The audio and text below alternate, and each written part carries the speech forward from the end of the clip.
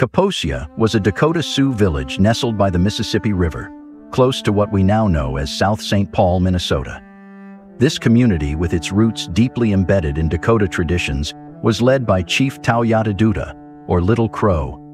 This village gained historical prominence during the mid-19th century, a time when tensions escalated between the Dakota Sioux and the United States. The people of Kaposia found themselves at the forefront of conflicts fueled by cultural clashes and the relentless westward expansion of American settlers.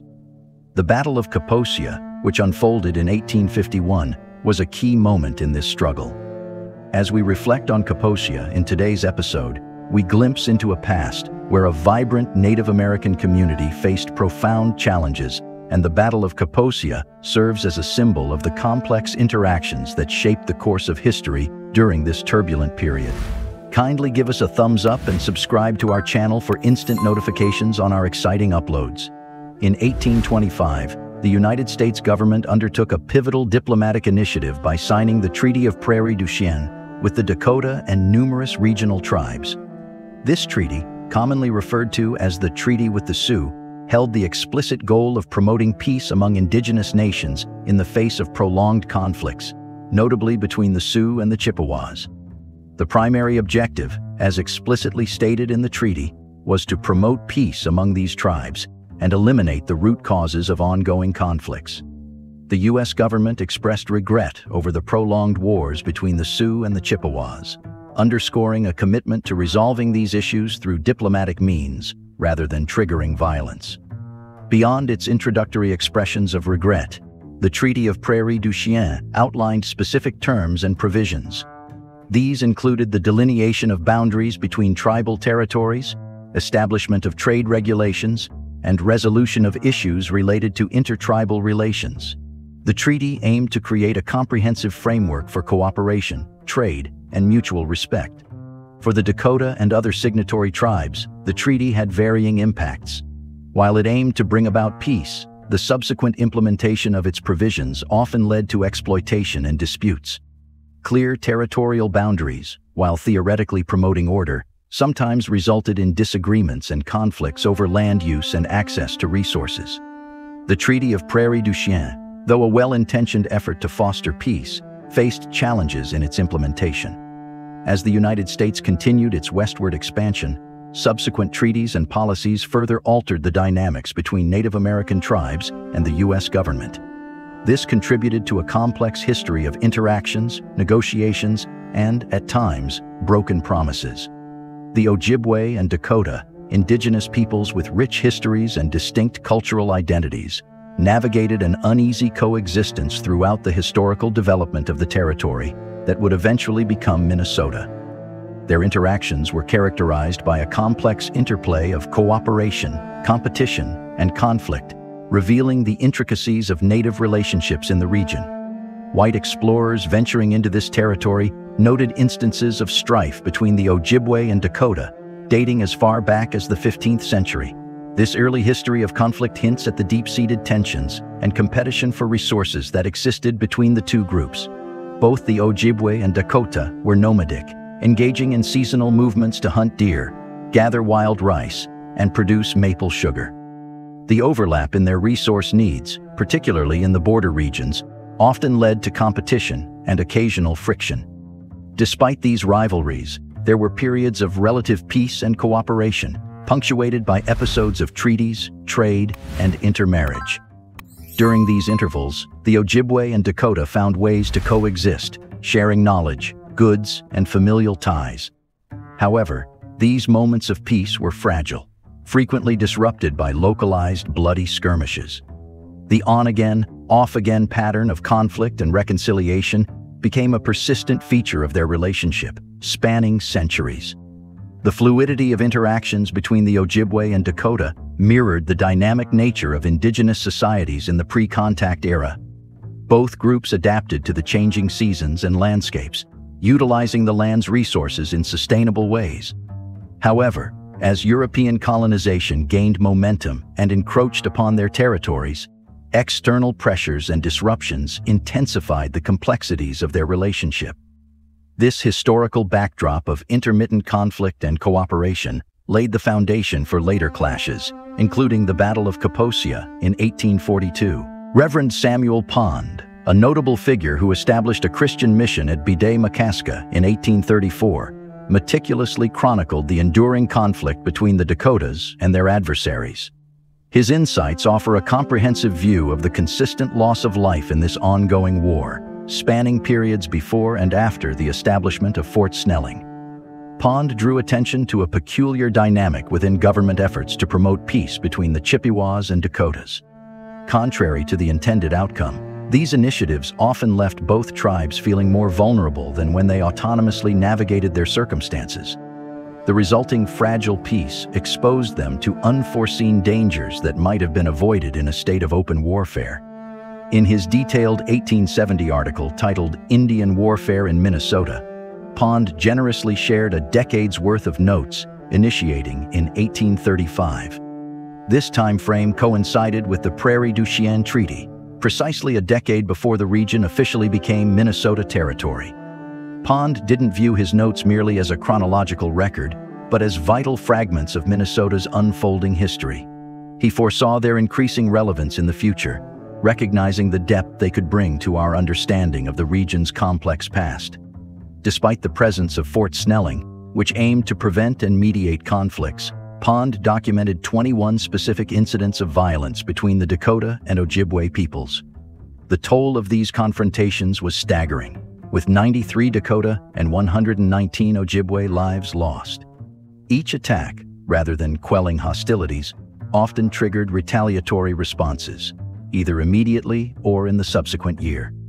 This intricate pattern underscores the persistent and intricate nature of the conflict in the region during that historical period.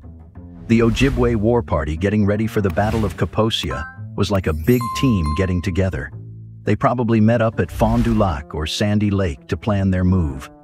Then, they sailed down the Mississippi River. Along the way, they joined forces with Ojibwe warriors from Mille Lacs and St. Croix bands, making their group stronger. Their goal was to reach Kaposia, a Dakota village on the other side of the river, which was important for both its culture and its location. Kaposia was chosen not randomly, but because it meant something to the Dakota people and had a strategic value. It represented Dakota traditions and community life, and it was located strategically along the Mississippi River, which was crucial for trade and resources. Attacking Kaposia was a careful decision made by the Ojibwe War Party, based on the historical disagreements and competition for control over important areas and trade routes.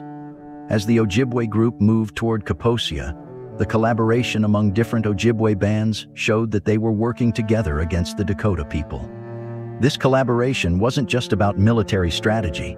It was a way for different Ojibwe groups to come together and respond to the challenges they were facing during a time when others were moving into their lands. The story of Bingoes, daughter of a Chippewa warrior, shared in a 1925 article by the Minnesota Historical Society, sheds light on an important battle between the Sandy Lake Band of Ojibwe and the Sioux. This encounter, known as the Battle of Kaposia, was described by Bengwa, a member of the Sandy Lake Band. Aganash, a prominent Sandy Lake Ojibwe, led the Ojibwe War Party, likely formed at Fond du Lac or Sandy Lake. They joined forces with Ojibwe from the Mille Lacs and St. Croix bands and traveled down the Mississippi River. Their destination was the Dakota village of Kaposia on the opposite bank of the river. Upon reaching Kaposia, the Ojibwe hid along Battle Creek, which flows into Pig's Eye Lake.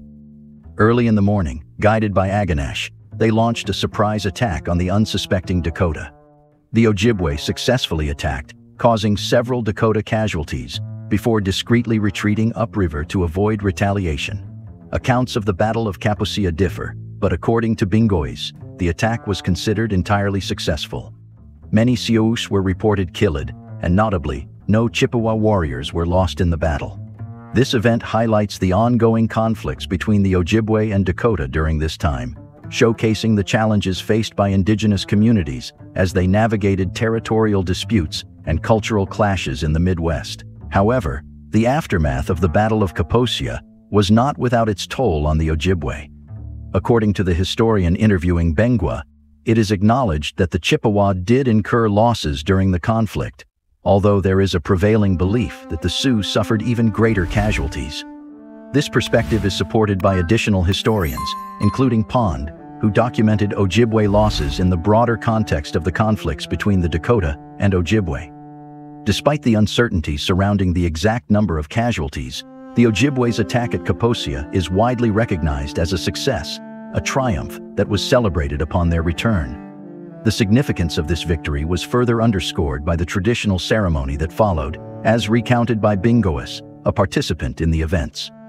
Following the successful return of the war party, a scalp dance was organized at Sandy Lake, drawing members from nearby bands to partake in the festivities. This dance, a ceremonial expression of triumph, commenced at nightfall and continued throughout the entire night and most of the following day.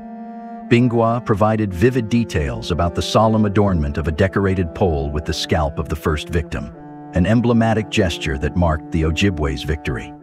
This scalp, richly ornamented, was then passed from village to village and band to band, signifying the successful culmination of the conflict and the triumph of the Ojibwe in the Battle of Kaposia. The scalp dance, with its elaborate rituals and communal participation, served as a cultural manifestation of victory and resilience among the Ojibwe.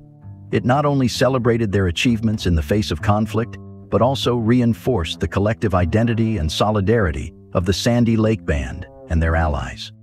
The meticulous circulation of the adorned scalp symbolized the broader acknowledgement of the triumph throughout the Ojibwe communities, creating a lasting memory of the Battle of Kaposia in the cultural and historical fabric of the region.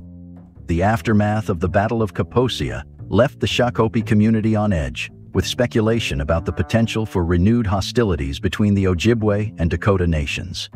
The historical backdrop of protracted conflict between these two indigenous groups had ingrained a pattern of retaliatory attacks and counterattacks, fueling concerns within the Dakota community.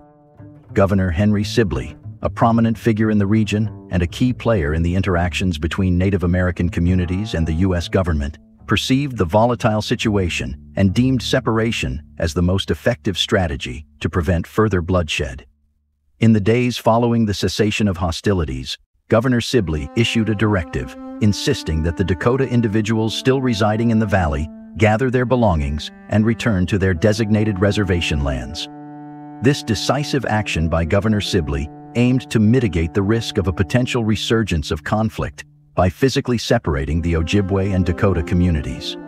The fear of a cycle of attacks and counterattacks, deeply ingrained in the historical relations between these nations, drove the urgency of this measure. Governor Sibley's intervention, demanding the relocation of the Dakota to their reservation, seemed to have diffused the immediate tensions, preventing the escalation of the conflict. The decision to separate the Ojibwe and Dakota communities underscored the broader challenges faced by U.S. authorities in managing intertribal conflicts during the westward expansion. It reflected a pragmatic approach to maintaining peace and stability in the region, even if it meant enforcing physical segregation between indigenous groups. The Battle of Kaposia and its aftermath stand out as a significant episode in the intricate history of Native American interactions. It highlights the challenge of balancing tribal sovereignty, handling conflicts, and dealing with the growing influence of U.S. authorities in indigenous affairs during the transformative mid-19th century period. With that being a wrap, don't hesitate to give us a thumbs up and subscribe for more intriguing videos. Thank you.